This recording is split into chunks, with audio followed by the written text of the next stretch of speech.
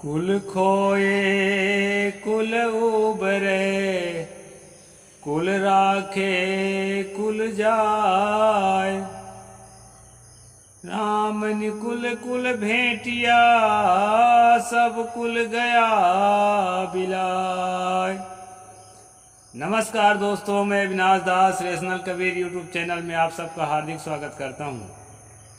साथियों, यदि आप इस चैनल को सब्सक्राइब नहीं किए हैं तो सब्सक्राइब ज़रूर करें, शेयर करके अपने साथियों तक ज़रूर पहुंचाएं दोस्तों, ताकि चैनल ग्रो करे और अधिक से अधिक लोगों को मैं अपनी सेवा दे सकूं। साथियों, मैंने एक साखी बोली, कुल खोए कुल उबरे, कुल राखे कुल जाए। जब आदमी अपने कुल को खो देता है, कुल का मतलब अपने सर्वस्व को खो देना, सर्वस्व के मतलब अपने सारे अहंकार को खो देना।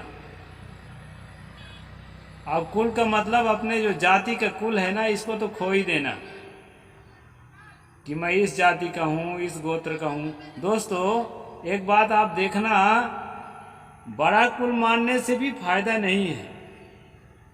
एक तो अपने अंदर अहंकार रहता है, दूसरे के प्रति नफरत जागती है। जो हमारे अंदर हमारे अंतःकरण की जो भावना है ना, वो पवित्र नहीं हो पाती, और अपवित्र भावना से हम कोई भी अच्छी चीज़ उपलब्ध नहीं कर पाते हैं।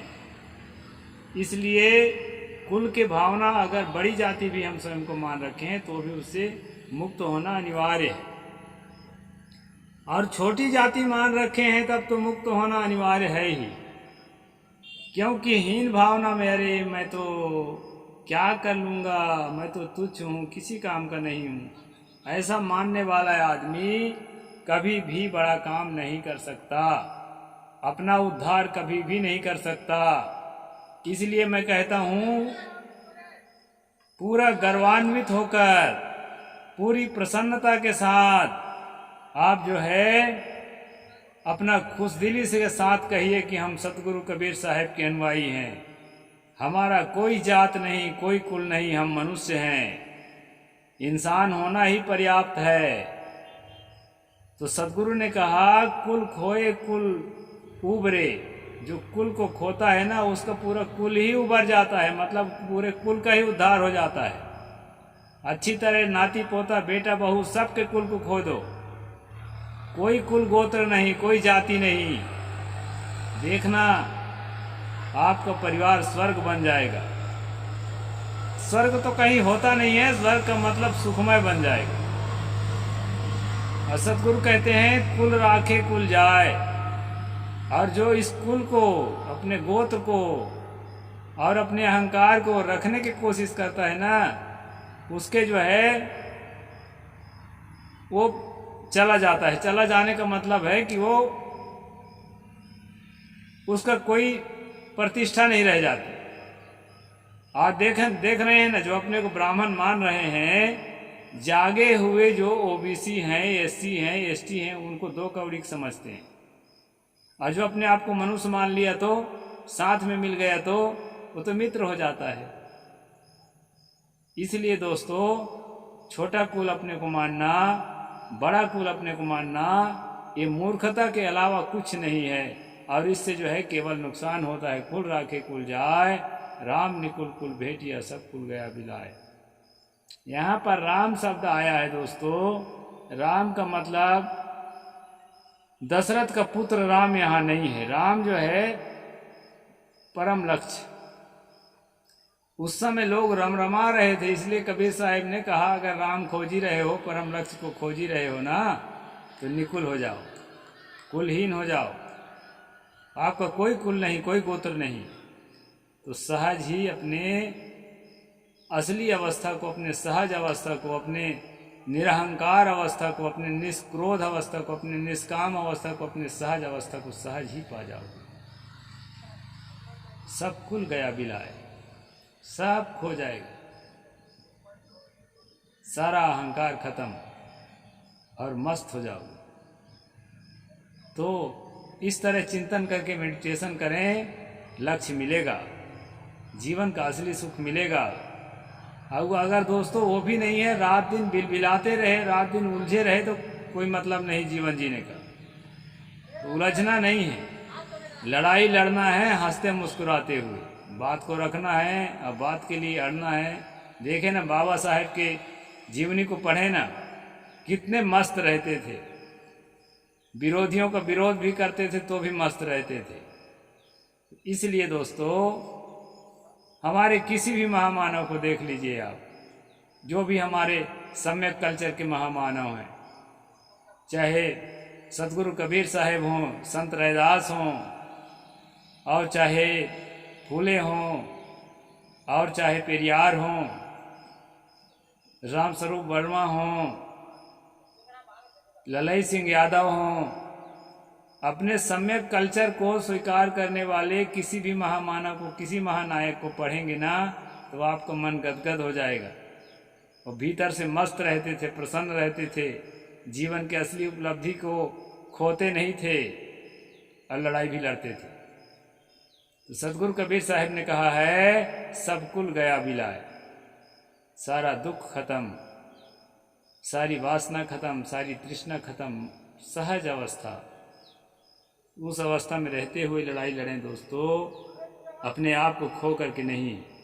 आपा खो करके जो लड़ाई लड़ता है वो कहीं का नहीं रह जाता है, उसका विवेक शून्य हो जाता है, वो अंधभक्त बन जाता है।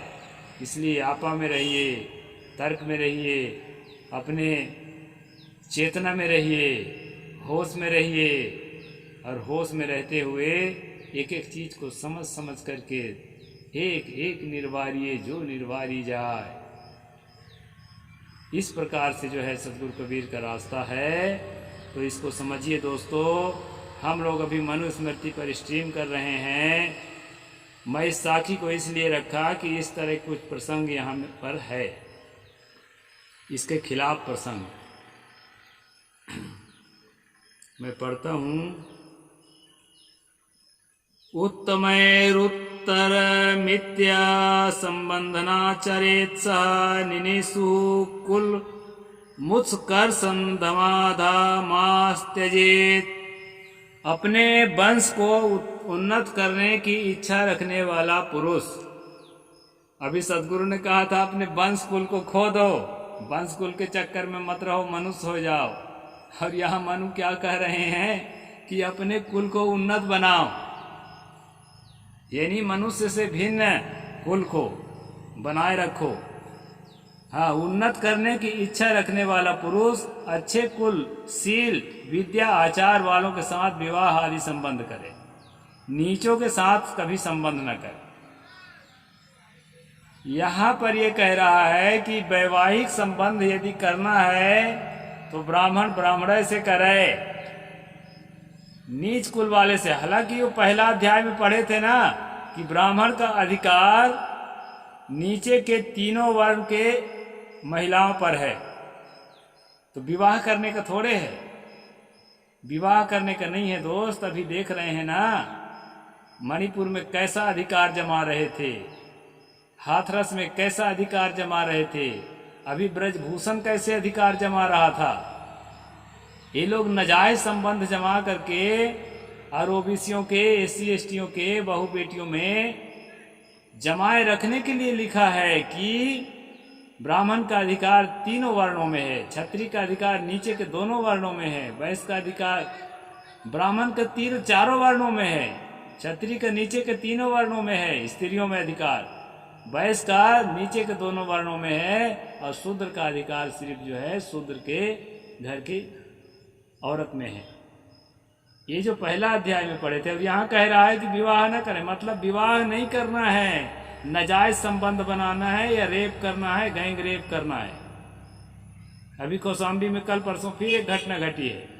वो बेचारी धरना पर बैठी थी योगी जी से मिलने के लिए कि हमें मिलने दिया जाए, तो योगी के आदमी ही उसके साथ अपना योग कर लिए। ये है तत्कालीन व्यवस्था। इसलिए दोस्तों मैं मनुस्मृति का स्ट्रीम चलाता हूँ। मनुस्मृति से प्रेरित होकर के जो भी आदमी हिंदू बात करेगा वो जो है ना हत्यारा, बलात्कारी बनकर रहेगा, उसको मन ही वैसा हो जाता है। इसलिए मैं कहता हूँ बाबा साहेब अम्बेडकर के संविधान को पढ़ो और संवैधानिक बनो, संवैधानिक दायरे में रह करके हर काम करो। यहाँ जो है आदमी को हैवान बनाने वाली किताब है। मैं इस किताब को इसलिए आपको सुना रहा हूँ कि हिंदू राष्ट्र स्थापित करना भारत में ज़रूरी है। कहने वालों की संख्या बहुत हो गई है, तो एक नज़र देख लें कि इसका संविधान कैसा है, प्राचीन काल जब हिंदू राष्ट्र था तब का।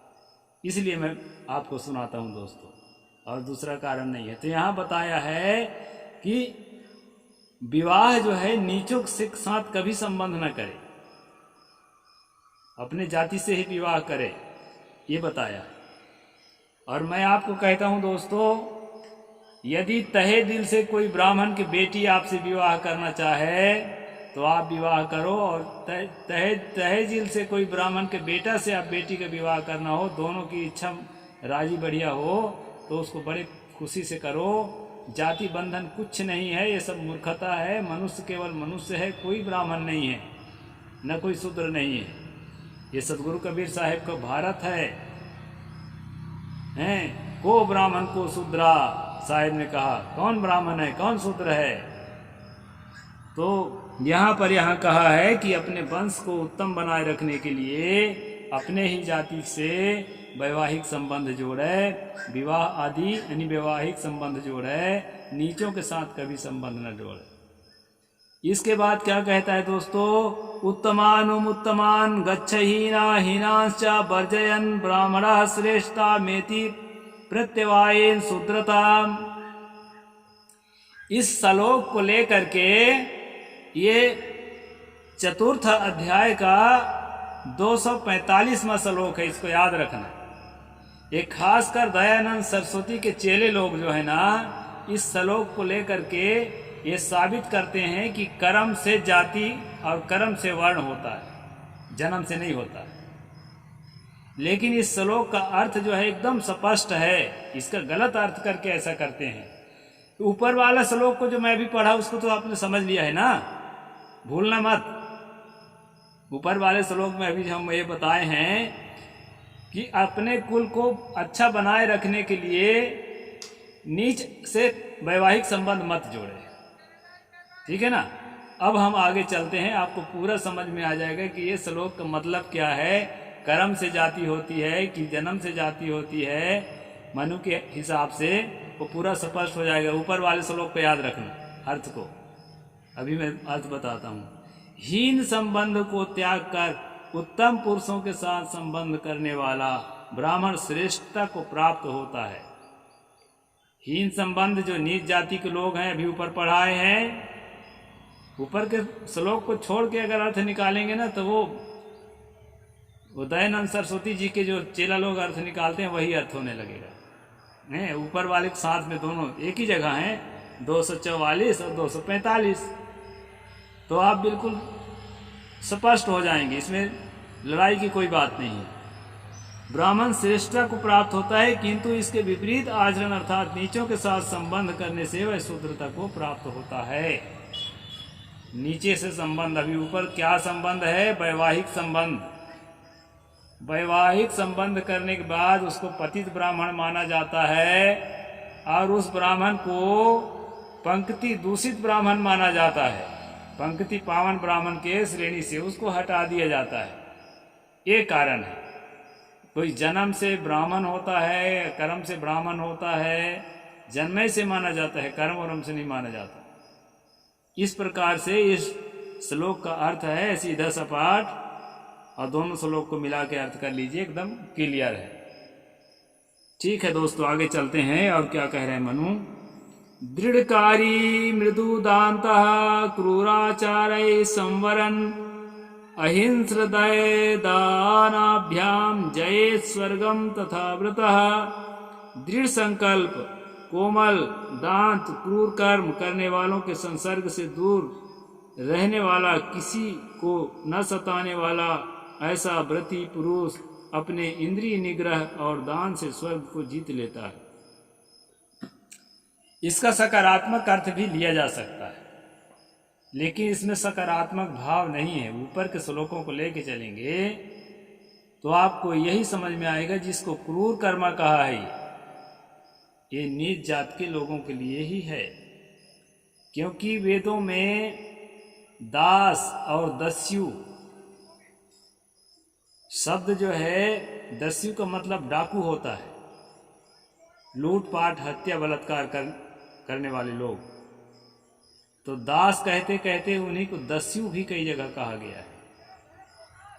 दोस्तों, यहाँ क्रूर कर्म करने वाले, और दूसरी बात ये भी है, अभी देखा ना देवरिया की घटना को, अब उसको बुला के अकेले में सुलह समझौता के नाम से फोन करके बुला लिए प्रेमचंद यादव को, अब काम तमाम कर दिए। अब ऐसी स्थिति अगर प्रकट होती है तो हर आदमी तो चैन से नहीं रह पाता दोस्तों, उसके अंदर आक्रोश पैदा होता है, उनके अनुयायियों के, उनके परिवारों के, उनके अपने चाहने वालों के अंदर आक्रोश पैदा हुआ, और जो नहीं होना चाहिए वो उन्होंने कर दिखाया। तो ऐसी परिस्थिति पैदा होती है तो आदमी अपने आप खो देता है। इसलिए दोस्तों, ये जो क्रूर कर्म छोटी जातियों को लिखा है, तो ये क्रूर कर्म हमारे पूर्वज रहे भी होंगे, क्योंकि किसी को बहुत ज़्यादा उंगली करते हैं ना तो वो आपे से बाहर हो जाता है। तो कहता है कि क्रूर कर्मों के संसर्ग से दूर रहने वाला जो ब्राह्मण है और किसी को न सताने वाला, ये बहुत बढ़िया बात कहा है। ब्राह्मण ही नहीं, कोई भी हो जो किसी को सताता नहीं है, तन से, मन से, वचन से, उस आदमी को मैं बहुत आदर करता हूँ। किस जाति का है मेरा मतलब नहीं, जाति वाति तो मैं मानता नहीं। ऐसा व्रती अपनी इंद्रिय निग्रह, अपनी इंद्रियों की जो दौड़ है, हमारी इंद्रियां दौड़ती है, पुरुष की इंद्रियां स्त्रियों की ओर दौड़ती हैं, मन दौड़ता है, इंद्रियां दौड़ती हैं, इंद्रियों के बस में होकर मन दौड़ता है, मन के बस में होकर तन दौड़ता है, और हम अपने आपा को खो करके और कुकर्म में अपने प्रवृत्ति ले जाते हैं, हत्या करते हैं, बलात्कार करते हैं, रेप करते हैं, गैंगरेप करते हैं। ये सब के जड़ में है मन की जो है भावना, दुर्भावना, गंदी भावना, गंदी वासना। और उसको हम जब प्रमोट करते हैं तो हम जो है नहीं चाहते हुए भी गलत करते हैं। इसलिए इंद्रिय निग्रह का हमें समर्थन करना चाहिए। इंद्रिय निग्रह करने वाला, जो दान करने वाला, दान भी अच्छी बात है, जो मैं पहले बताया हूँ, ऐसी जगहों में दान करने वाला, मंदिर मठ में नहीं, जाति विशेष के नहीं। वो कृष्ण मत बन जाना कि दान देने के लिए केवल सुदामा ही दिखा, क्योंकि वो ब्राह्मण था। गैर ब्राह्मण उसको देश में कोई गरीब आदमी मदद करने के लिए नहीं मिला था। ऐसे राम की दशा है, आप पूरा रामायण पढ़ लीजिए, ब्राह्मणे को दान, ब्राह्मणे को दान, और बाकी लोग चाहे दीन हो, दुखी हो, असहाय हो, उसके लिए कोई लेना देना नहीं।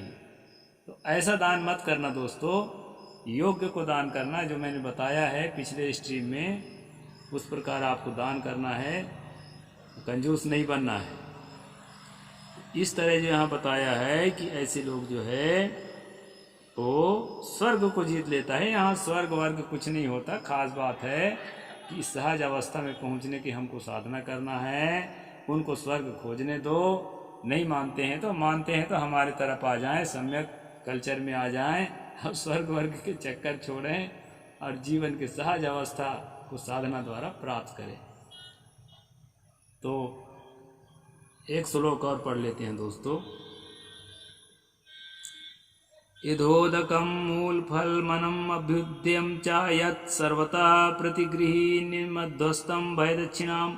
लकड़ी, पानी, फल, मूल, कच्चा अन्न और मधु तथा अभय दक्षिणा बिना मांगे कोई दे तो ग्रहण कर लेना चाहिए। घर पर लाई हुई, सामने रखी जो कुछ भी मांगी गई हो और न किसी से पहले देने की बात कही गई हो, ऐसे भिक्षा पापी की और से दी गई हो वह भी ले ले। प्रजापति ने इस भिक्षा को ग्राह्य माना है। ये ब्राह्मणों को भिक्षा देने की तरीका बताया है, कैसे कैसे भिक्षा को। मैं 2 श्लोकों का अर्थ एक साथ पढ़ दिया। भिक्षा के बारे में कहा है आगे कल हम पढ़ेंगे दोस्तों इत्मीनान से और क्या क्या कहा है मनु। अभी का खास बात मैं बता देता हूँ कि कुल का अहंकार हमें छोड़ करके चलना है और जो है साधनात्मक सहज अवस्था के जीवन जीना है। किसी के साथ हम हिंसात्मक रूप से, असंवैधानिक रूप से प्रस्तुत ना होए, मैं बार बार निवेदन करता हूँ। कैसी भी परिस्थिति में अपने को थाम के रखें और जवाब तो देना है लेकिन संवैधानिक तरीक़ा से। इस प्रकार दोस्तों हमें अपने संविधान के मर्यादाओं में रह कर के अनेक ग्रंथों के पोल भी खोलना है और जो है सच में अडिग रहना है और जनता की भलाई करना है और जनता को जागृत करके तर्कशील बनाना है, वैज्ञानिक सोच वाला बनाना है। इसी के लिए ये रैशनल कबीर यूट्यूब चैनल खोला गया है। आप अगर सब्सक्राइब नहीं किए हैं सब्सक्राइब करें, शेयर करें, मुझे कमेंट लिखें और जो है इसी तरह से आने वाले वीडियो में भी उसको देखने के लिए ऑल नोटिफिकेशन ऑन रखें दोस्तों। साहिब बंदगी, जय जोहार, जय भीम, नमो बुद्धाय, जय भारत।